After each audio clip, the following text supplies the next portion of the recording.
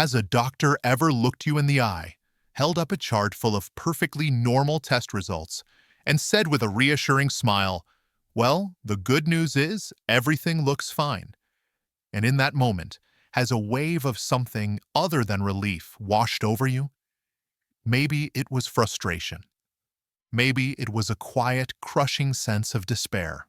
Because while the tests might be normal, you are not fine. The fatigue that feels like it's settled deep in your bones, the pain that moves like a ghost from one joint to another, the brain fog that steals your words and makes you feel a step behind the world. Those things are real. They are profoundly affecting your life, your work, and your relationships.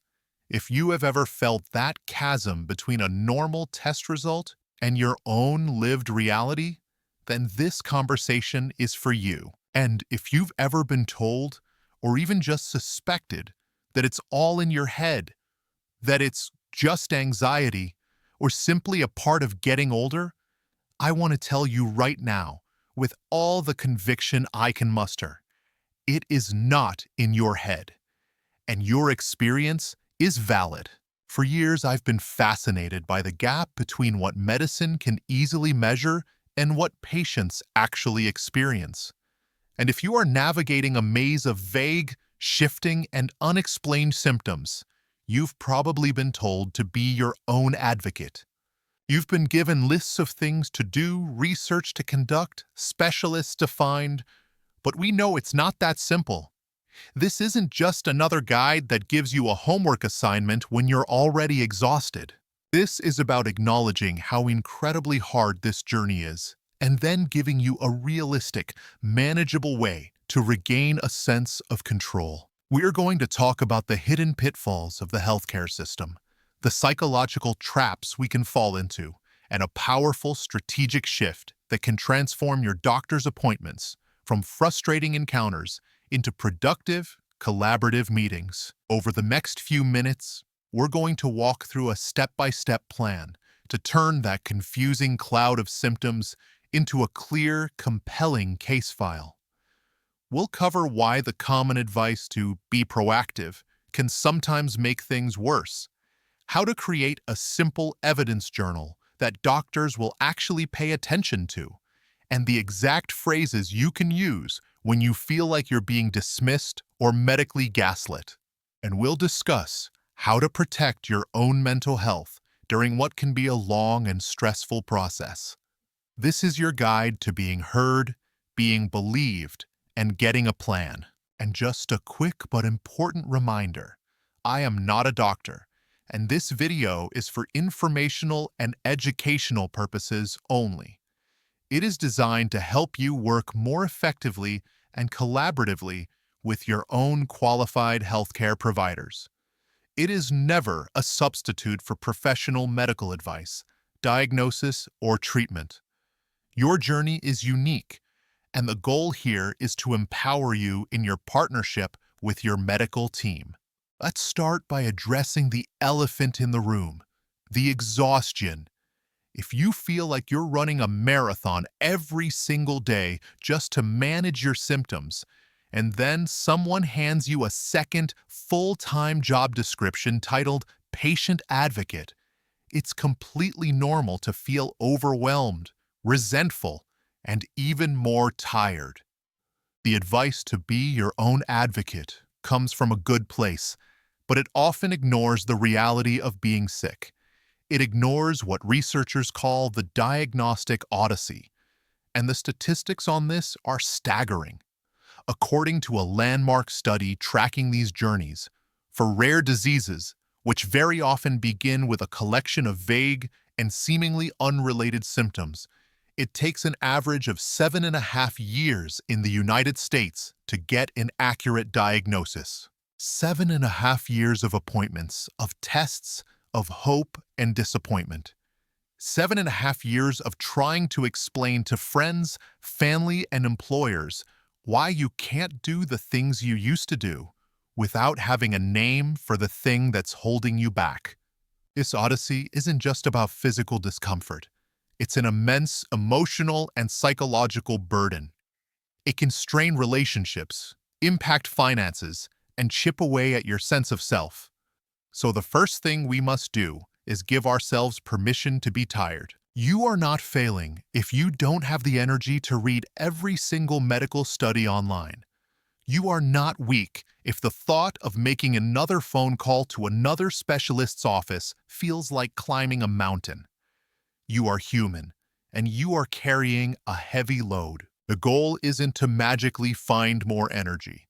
It's to use the energy you do have more strategically and effectively. This brings us to the single most important strategic shift you can make on this journey. It's a change in your fundamental goal. Most of us go into this process with one burning desire. I need to get a diagnosis. It becomes this all-consuming quest for a label, a name for the monster under the bed. And while that is a completely understandable and valid goal, focusing on it exclusively can lead to a cycle of profound frustration. Every normal test, every inconclusive appointment feels like a failure.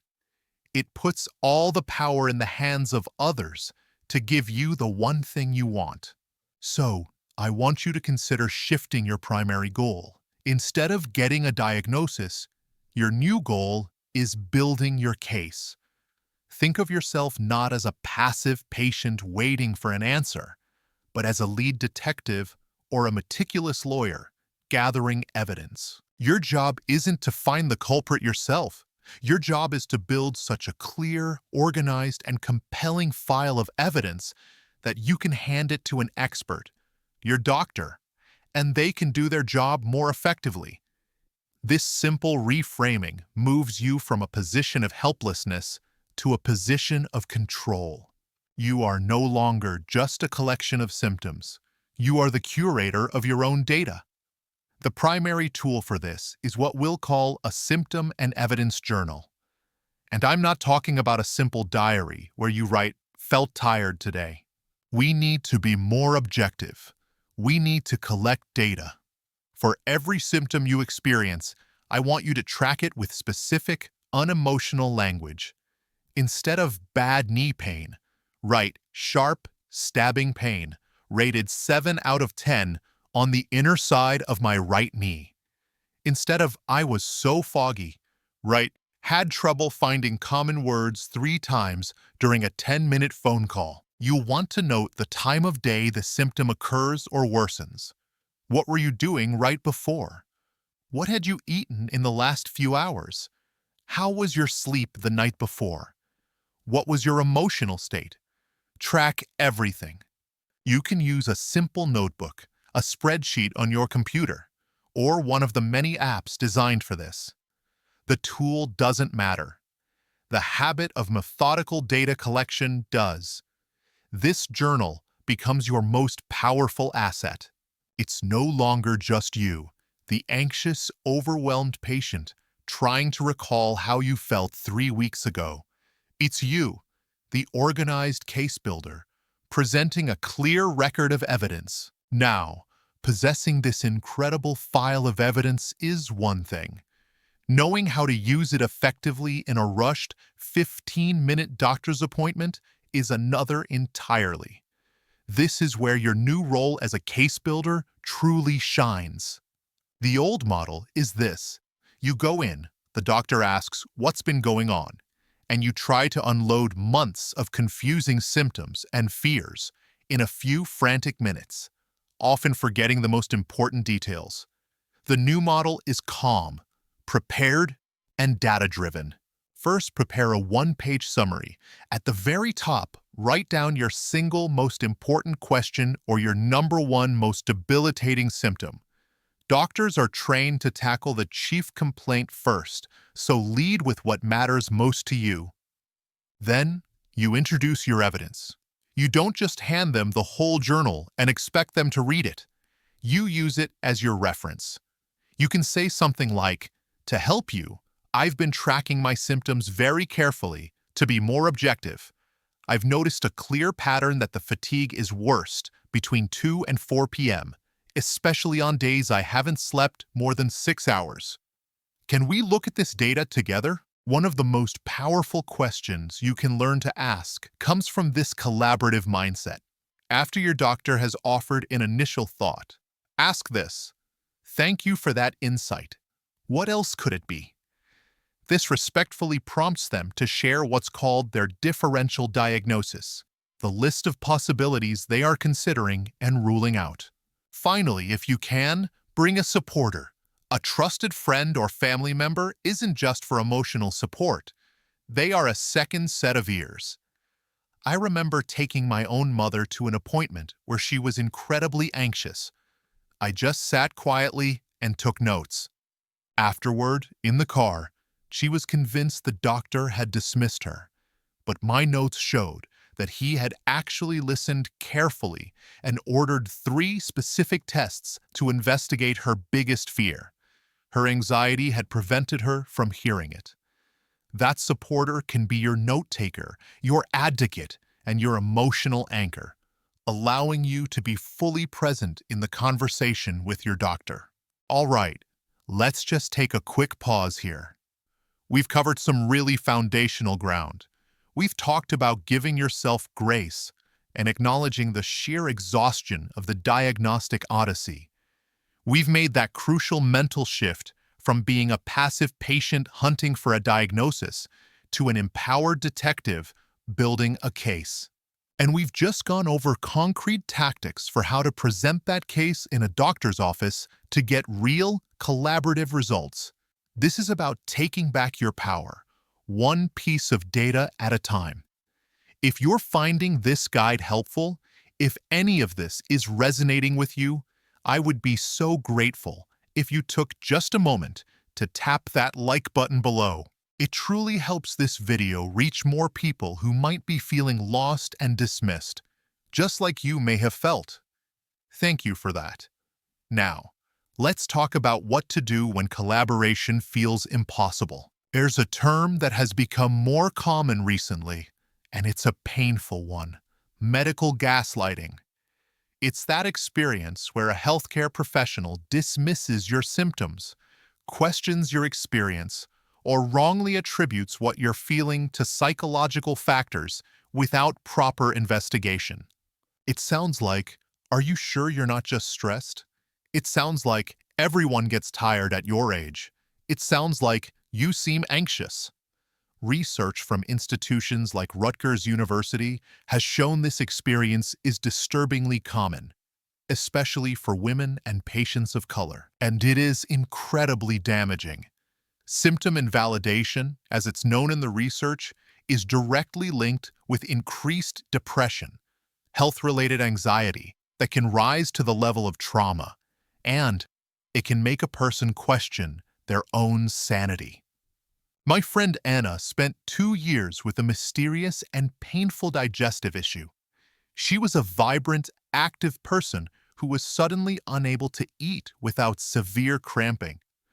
Her doctor, after a few basic tests came back normal, told her she likely had an eating disorder and recommended a psychiatrist. Anna was devastated and humiliated. She knew it wasn't true, but she started to doubt herself. Was she imagining it? Was she crazy? It took another year before a new doctor took one look at her food and symptom journal, her case file, and immediately suspected a rare condition called mast cell activation syndrome. With the right treatment, her life was transformed. Her story is a testament to the importance of pushing back against dismissal. When you're in that moment and you feel that wave of invalidation, it's hard to know what to say. Here are 2 phrases you can keep in your back pocket. The first: "I understand the tests are normal, and I am grateful for that. However, my symptoms are real, and they are severely impacting my quality of life. What are the next steps we can take to investigate this further?" It's respectful but firm. It acknowledges their data, normal tests, but recenters your data. "My symptoms are real." The second phrase: "I appreciate your perspective on this. To be thorough, I would feel more comfortable with a referral to a specialist to rule out other possibilities." This makes your request about being prudent and thorough, not about questioning their authority. And this leads to a critical point. Getting a second or third or even fourth opinion is not a sign that you are a difficult patient. It is a standard, necessary, and intelligent part of navigating any complex problem, and your health is the most important complex problem you will ever manage. This constant need to justify your own reality is a huge reason so many people in your shoes are told they just have anxiety. But here we find one of the most cruel paradoxes of this entire journey. While your symptoms might be dismissed as anxiety, a groundbreaking study found that an overwhelming 82% of patients with rare diseases reported developing significant anxiety because of the stress of being undiagnosed, misdiagnosed, or made to feel like their problems were all in their head. Let me say that again, because it is so important for you to hear. The anxiety is so often a result of the diagnostic odyssey, not the cause of your physical symptoms. It is a completely rational response to an irrational and terrifying situation. Imagine your house is on fire. You smell smoke. You see flames. You call the fire department, and they arrive, look at your house, and say, "We don't see a fire. Are you sure you're not just anxious about fires?" You would think they were out of their minds.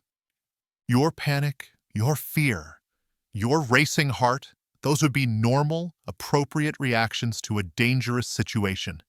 Your body's response to an undiagnosed illness is no different. It is a state of high alert. So the next time a doctor, a friend, or even that little voice inside your own head suggests your symptoms are just anxiety, I want you to reframe it. Your anxiety is not the problem. Your anxiety is the smoke alarm, signaling that there is a fire that still needs to be found and addressed. It is a sign of your sanity, not a sign of your illness. Acknowledging this can be a profound act of self-compassion. This entire process, as we've established, is a marathon, not a sprint. The waiting is often the hardest part. Waiting for appointments, waiting for test results, waiting for answers that may not come quickly. This uncertainty is a massive stressor, and it's vital to have a plan to protect your mental health along the way. One of the biggest traps we fall into during this wait is the endless, late-night internet research session. We've all been there, typing symptoms into a search bar at 2 a.m., falling down a rabbit hole of terrifying rare diseases. While being informed is good, this obsessive searching often just fuels our anxiety without providing real answers. Here's a practical strategy. Allow yourself to be a researcher, but do it on a schedule. Set a timer for 30 minutes. During that time, you can research whatever you want, but when that timer goes off, you must close the computer and do something completely different. Go for a short walk, listen to music, call a friend. Anything to shift your brain out of that high alert mode. The other crucial piece of this, as highlighted by organizations like URDs, which supports patients with rare diseases, is finding your support system. You cannot do this alone. This might mean finding a therapist, particularly one who specializes in supporting clients with chronic illness. It also means finding your peers. The feeling of being the only person in the world going through this is incredibly isolating. But you are not alone. There are thousands of people in online communities and patient advocacy groups for specific conditions or even for the undiagnosed. Just hearing someone else describe the exact weird symptom you have or share a story of being dismissed in the same way you were can be one of the most validating experiences imaginable. It lifts that burden of isolation and reminds you that your experience is shared and it is real. So where does this leave us? Let's bring it all together. We started this conversation feeling frustrated, dismissed, and exhausted by the vague and confusing symptoms that have taken over your life. But I hope what you've gained today is not just information, but a renewed sense of agency. You have won back a measure of control. The first win is the shift in perspective. You are no longer a patient, helplessly waiting for a verdict. You are the lead investigator on your own case, methodically gathering the evidence that will lead to clarity. The second win is your new toolkit, the Symptom and Evidence Journal. This isn't just a diary. It's a data-driven document that transforms your appointments from frustrating pleas into collaborative, productive sessions with your medical team. And the third, and perhaps most important win, is the validation of your own experience. You now know that the anxiety and exhaustion you feel are not a sign of weakness, but a rational response to an incredibly difficult journey. You have phrases in your pocket to push back against dismissal, and the confidence to know that seeking a second opinion is a sign of wisdom, not a sign of being difficult. The path ahead may still have its challenges, but you are no longer navigating it in the dark. You have a flashlight, a map, and a strategy. Now, I would love to hear from you. This journey can feel so isolating, and sharing our stories is one of the most powerful things we can do.